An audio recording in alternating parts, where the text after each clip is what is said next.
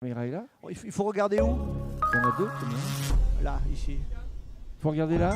Oui. Et bonjour mesdames et messieurs, bonjour monsieur Holman, Bonjour. comment allez-vous? Très bien. Experimenta, c'est un endroit où on se sent toujours très bien. Eh bien c'est vrai, je disais que Biennale, vous avez Biennale, ça veut dire bien aller. Comment allez-vous? Je vais bien aller à la Biennale. Oui, Oui. je biennale bien. Je Voilà. biennale bien, voilà. Vous appelez Théophile. Oui. C'est toujours ça? Oui. Alors, écoutez, je propose une petite discussion à bâton rompu, hein. Alors, on m'a dit, moi j'ai envie de savoir une chose. Qu'est-ce que vous faites dans un endroit où il s'agit d'art et de science, monsieur Holman? Eh bien, je suis neuropsychologue. Et donc, quand on fait de l'art et de la science, on rencontre le comportement. Oui. Le comportement des individus qui sont au sein des dispositifs artistiques et qui sont en même temps scientifiques. Et quand il y a du comportement, il y a du cerveau qui commande ce comportement.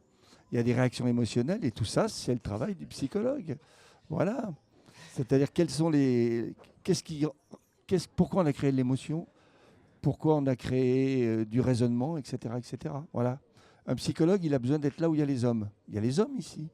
Ah ben oui, c'est Voilà. vrai, monsieur Holman. C'est comme les clowns. Les hommes ont besoin des clowns et ils ont besoin des psychologues. Donc les psychologues sont proches des clowns. Ah, mais alors, peut-être que nous sommes de la même famille, monsieur Holman. Absolument. Moi, j'aimerais bien m'appeler comme vous, vous voyez. Parce que c'est bizarre, d'habitude, je retiens pas le nom des gens. Et vous, dès que j'ai lu votre nom, je l'ai retenu. Et pourquoi?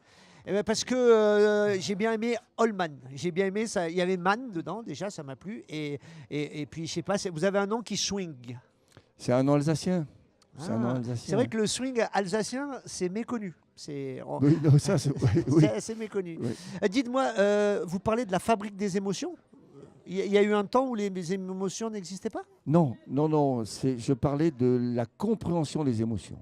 Ah, C'est-à-dire pourquoi d'un seul coup, quelqu'un qui était rationnel, qui avait un comportement exemplaire, peut redescendre à un niveau inattendu, relativement primitif, etc. Ça, les psychologues travaillent là-dessus.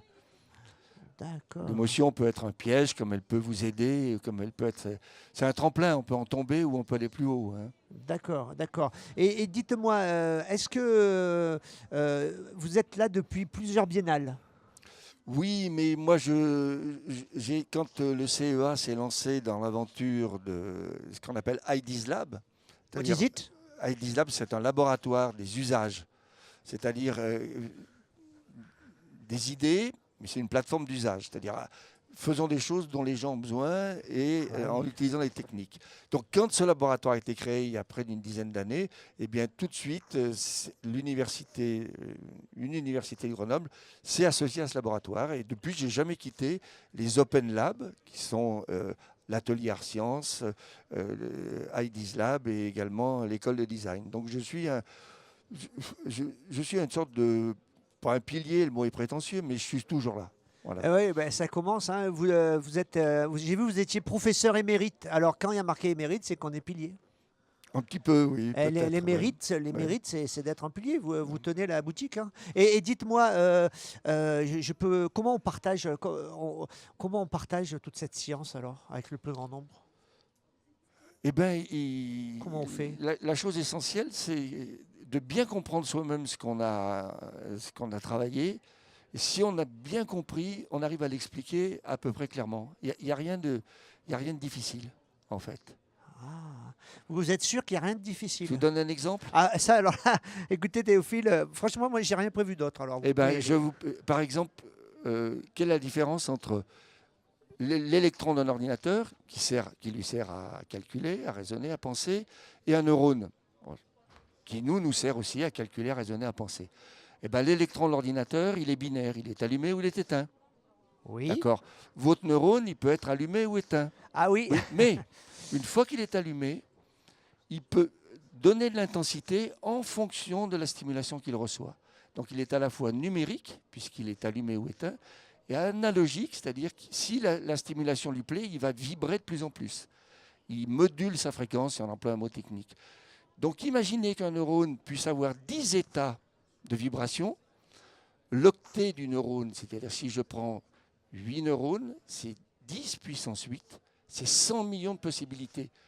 10 neurones, c'est 100 millions de possibilités théoriques. 10 électrons, vous savez que c'est 8 électrons, vous savez que c'est 256 possibilités. Est-ce que c'était compliqué? Est-ce que vous avez suivi? Eh ben, en fait, j'aime beaucoup déjà votre voix. Je suis votre voix. Vous avez une voix mélodieuse, en fait. Oh, il est trop gentil. Alors, hein. en fait, Coupé, je me laisse, coupé. je me laisse porter. Alors, non, ce matin, vous avez vu, j'ai vu plein de gamins qui arrivaient ici, là. Et vous avez vu tous les gamins, là? Oui. Et dans cette technologie nouvelle, dans toute cette complexité. Et moi, quand je vois tous ces... Il y en avait, ils étaient grands comme ça, là. Ils rentrent là, ils voient tout ça. Et ils rentrent dans cette intelligence artificielle. Et Monsieur Holman, il leur dirait quoi, à ces enfants? Eh ben, d'abord, j'étais très content de voir des enfants s'amuser, courir, aller partout, suivre. Certains suivent des conférences. Et sauter l'école pour aller suivre des conférences à 10 ans. Ça, c'est Donc, bon, c'est bon, ça. J'ai le sentiment, ces gamins, je dis, soyez là. Et à la limite, de temps en temps, même si ça ne se fait pas, c'est tellement exceptionnel qu'il vaut mieux rater l'école et ne pas rater expérimental. Ah oui, oui, oui. Bon, oui, il oui. ne faudrait pas le dire trop. Parce que Mais non, mais bon. il faut se dévier, vous dites souvent. Il faut se dévier. Oui, il faut sortir il faut sortir des Il cadres. faut sortir de l'autoroute. Oui, Il faut exactement. prendre les petites routes. Bah oui. Et ils ont ici, leur intérêt montre qu'ils sont déjà dans tout ça, plus que nous, plus que moi en tout cas. Plus que moi. Et ils sont prêts, ça leur parle parce qu'ils sont dans cette génération du numérique, on va dire du virtuel, pour ne pas dire autre chose. Et je leur dirais, ben, c'est bien d'être là, continuez. Et ils n'ont pas besoin de moi d'ailleurs. Ça marche tout seul. Et dites-moi, est-ce que, parce que là, il va falloir couper, non, bientôt, je sens qu'il va falloir couper, mais est-ce qu'il y a quelque chose une question comme ça qui vous chiffonne comme ça, quand vous, une récurrence comme ça? Est-ce qu'il y a une récurrence? Eh bien ici, vous n'allez pas me croire. Si. Eh bien non, parce que Si. je trouve qu'il y a de la bienveillance, il y a de l'ouverture de partout. Là, on est interviewé par un clown, c'est génial ça. Ça se Oui, fait bah pas, écoutez, hein. non, et Voilà. ça va. Donc c'est vrai il y a, que ça, il y a- c'est- on a l'impression d'être hélas, dans un îlot de bienveillance, d'ouverture, et il n'y a pas un ordre excessif. Il y a l'ordre qu'il faut, l'organisation qu'il faut, et on a un petit modèle de société là sous nos yeux. D'accord. Et comment agrandir l'île? Alors ça, c'est une question fondamentale. Parce Ah ouais, que j'ai pas cru qu'elle allait venir. Hein. Là, Ouais. ça me détend. Alors, comment de l'îlot, on passe à une grande île, voire un continent? voilà, et Monsieur c'est Holman. exactement comme il y a très longtemps, quelques personnes savaient lire et écrire, Oui. et il y a des gens qui se sont dit comment tout le monde peut commencer à lire et écrire. On a fait l'école laïque, gratuite et obligatoire. Oui. Et on a changé la population. Il faudrait faire pareil avec la nouveauté numérique, ne pas laisser décrocher une partie de la population, parce que la connaissance devient très compliquée, de plus en plus compliquée. L'intelligence artificielle permet d'aller de plus en plus loin dans cette connaissance. Elle est esclave de nous, pas l'inverse. Et si les gens ne peuvent plus rentrer dans la connaissance, ils ont besoin de comprendre, ils rentrent dans les croyances. Connaissance ou croyance. Ça, c'est quelque chose qui peut avoir des effets redoutables. Je ne développe pas. Donc, il faut que l'îlot devienne une grande plateforme.